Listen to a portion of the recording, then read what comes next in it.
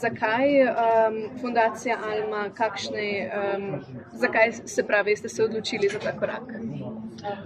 Zamisel ustanovitve fundacije je prišla od predsednice že v času predvolilne kampanje. Takrat smo veliko hodili po Sloveniji in videli probleme, ki jih tudi z predsedniške funkcije ni mogoče rešiti, ampak se lahko reši samo s prostovoljnim delom.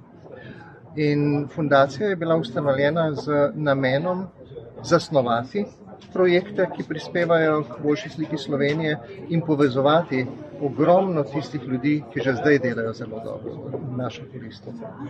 Se pravi, boste skozi projekte, ki smo jim bili priča zdaj predstavitvi, povezovali različne vidike problematik družbe, če prav razumemo? Tako je, poleg tega pa tudi različne organizacije, ki pri tem že delujejo. In mislim, da smo lahko zelo ponosni na to, da imamo v prvem projektu povezani dve veliki imeni slovenskega prostovoljstva in dobrodelnosti.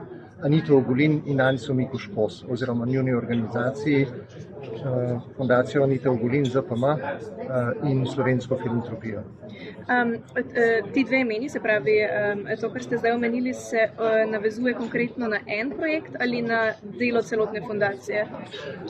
Ti dve organizaciji sodelujeta v enem projektu psihosocialne pomoči za otroke in mladostnike.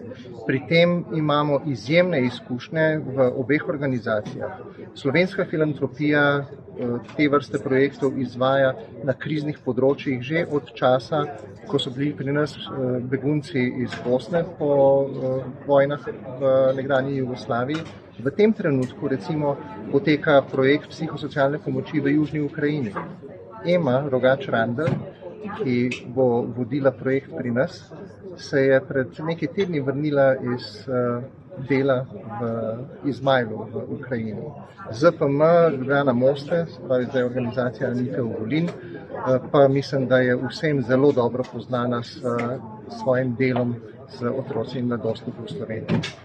Morda par besed še o drugih poudarkih fundacije Alma oziroma področjih, kjer boste usmerjali svojo pozornost, se pravi, eno izmed teh področij je psihosocialna pomoč mladim, a ne?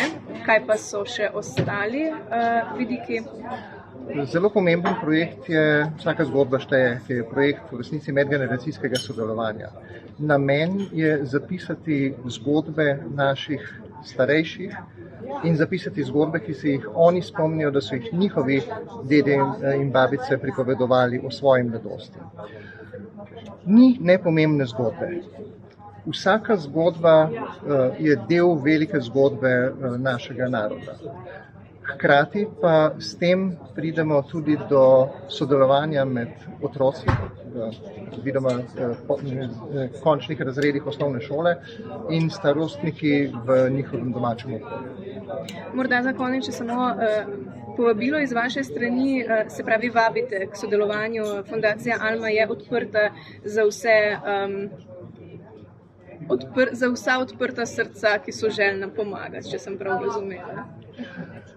Slovenija je prekrasna dežela. V njej so ljudje, ki zelo radi pomagajo, in fundacija Alma je eno izmed orodij, preko katerih lahko pridejo pomagati. Krasno, najlepša hvala in srečno. Hvala lepa. Hvala.